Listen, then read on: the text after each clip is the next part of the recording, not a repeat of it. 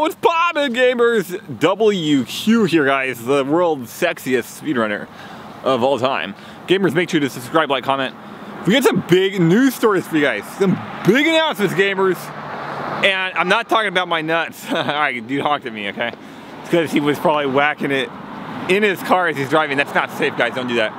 Gamers, let's get over here. I actually bought some food earlier. Bought some fried potatoes.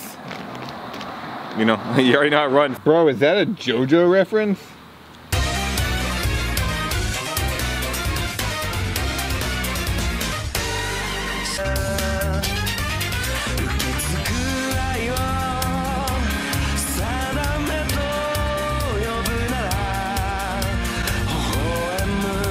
I think I've made that joke like 8 times in my life. It's still funny. It still rakes in those likes. Guys, are there any winners in the like section? Yeah, I bet so. Make sure to hit the like button, guys. We're gonna win, gamers. You're gonna win. We're gonna win. Love it. Okay, love energy. Love winning. Gamers, this is a WQ movement, and we're winning big right now. We got some big news stories about speedrunning today because speedrunning right now, as I've seen the past 6 months, is doing really keynote. It's growing fast and aggressively. It's also growing at a hot rate, and I think it's pretty cool. And frankly, I'm ready to dive in, gamers. Bro, I'm trying to like swag out here, but it's like snowing. Like, geez, it's getting winter. Now, gamers. So speedrunning, I have always criticized games done quick, games blown quick. Over the years, you guys know I'm always criticizing them. Yeah, I've always criticized them because I think that GDQ strangles the growth of speedrunning, and it's a stranglehold on real gamers who care about real speedrunning and real winning, like you and me. And I just think it's unfair what they do, and I think GDQ is actually a huge net deficit to speedrunning. It's a huge loss for all of speedrunning, like there's no benefits at all. And I'm always complaining about GDQ, and I'm always taking those W's in. I'm always racking up those W's, right? I had to fit 2 whole W's inside of my name, guys. Now you may be wondering, well, Real Alpha Gamer, I thought your name was there's no W's in Real Alpha Gamer. I changed my name on YouTube a year ago, and I can't change it back actually due to YouTube will mark my old name as spam, which is a little bit uncool. I guess I don't know what's going on there. But gamers. GDQ right now is the least relevant it's ever been. This whole COVID thing seemed to really destroy GDQ's presence as the biggest element in speedrunning. No longer I would say GDQ is really relevant in speedrunning. I think in speedrunning you have actually a lot of other things that are relevant and are growing in speedrunning much healthier and much faster. I think it's cool. Let's go over those. And one of them, Dream, who's a Minecraft speedrunner, he was accused of cheating, and I talked about this yesterday. I don't have the full story on this right now, so I'm going to get the full story tonight. We're going to probably talk about that tomorrow, because it's a big deal. This is a big deal, gamers. Alright, gamers, who's the biggest speedrunner of all time? It's me, WQWRT. And if you look at the metrics, if you look at the numbers, I'm winning across the board. Now, I saw Dream, the Minecraft speedrunner. I saw him get 150K on Twitch, right? That's... We'll just say that's, I mean, like my numbers are big too, guys. But we'll just say that's the most viewers speedrunner has ever gotten. 150,000. That's pretty huge. He's the biggest speedrunner of all time. Like, it's just the reality of it. Number 2, it's actually XQC, the biggest Twitch streamer. That guy's the second biggest speedrunner of all time because he did some Minecraft runs. I don't think he ever submitted them to speedrunner.com, but I mean, look, if he's doing runs, he's a speedrunner, right? The third biggest speedrunner is Mizkiff. He was doing Mario 16 star runs. He's getting 20,000, right? The 4th biggest speedrunner is probably Ludwig. He gets like 10 to 15,000.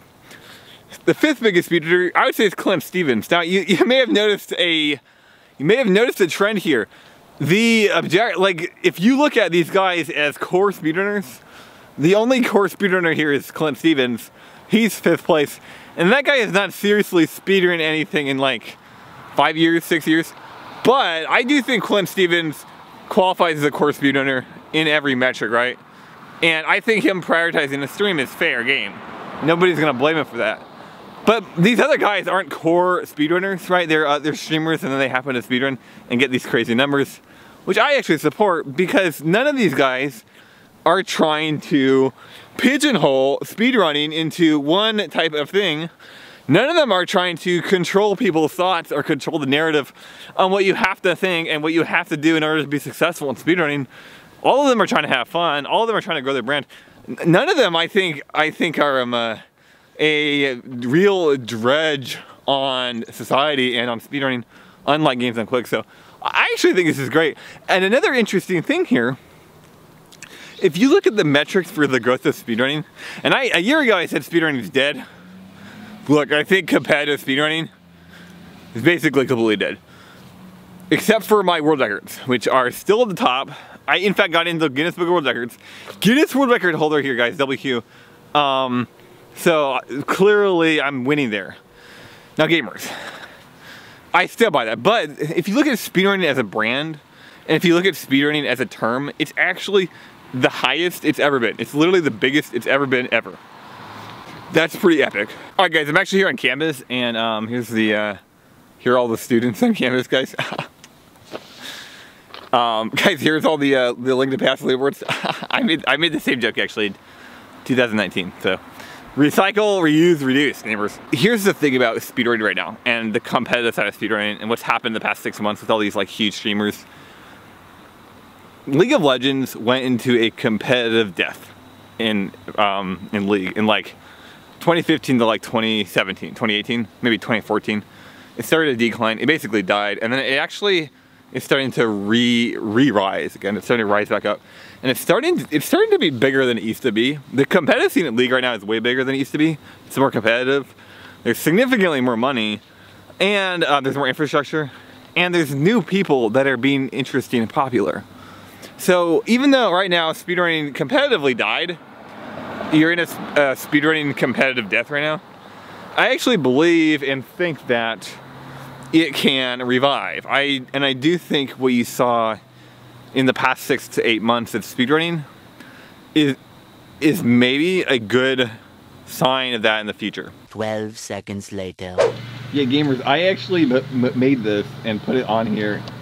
Nobody, it's still here, which is good news. Nobody commented on my my meme.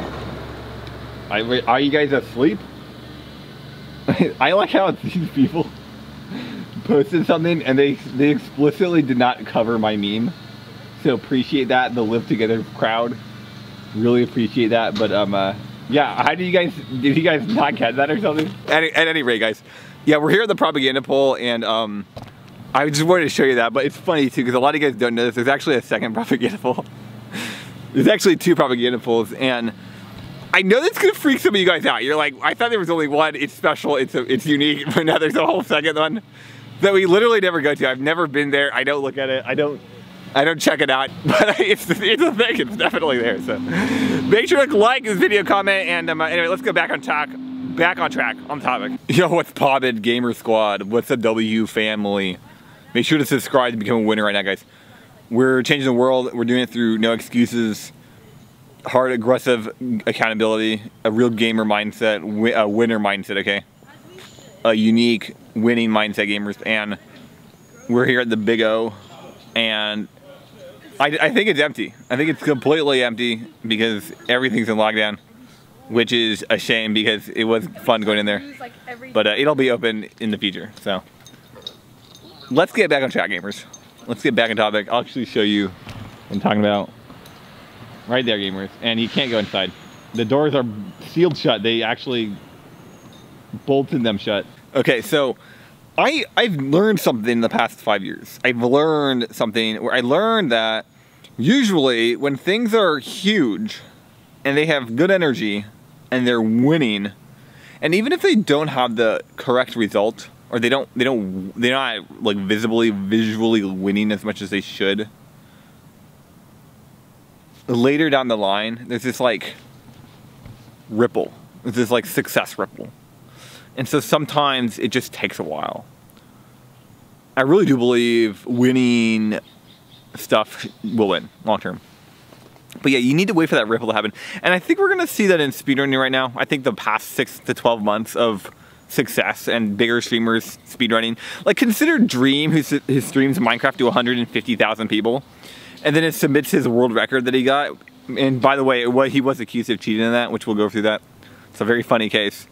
But he uploads that to speedrun.com. Do you guys realize like how many people who have no clue what speedrunning is will go to speedrun.com and be like, this is cool. And then even if like 0.0001% of those people think like, oh, speedrun is actually kind of cool. They go to their favorite game. They're like, oh, I want to try to get a time or get a world record here. Do you guys realize like how much that's happening across Dream, XQC, Ludwig, Mizkiff?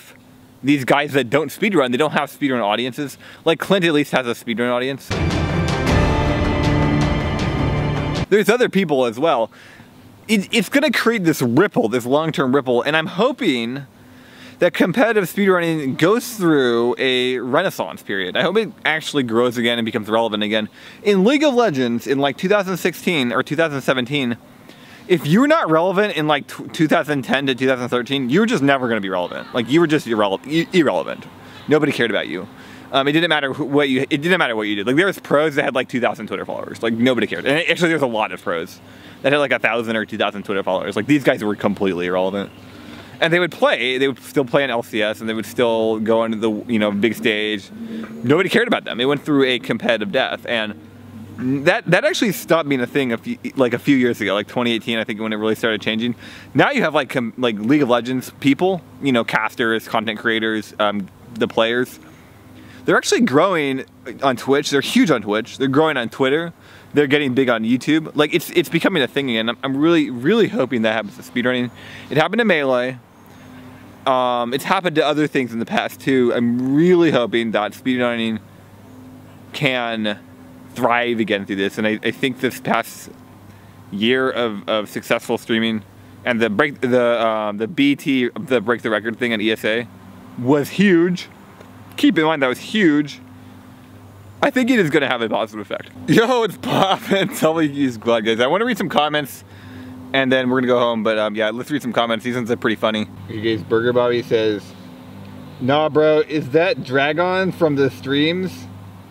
I thought he wasn't into that propaganda." And I said, it's the same dragon.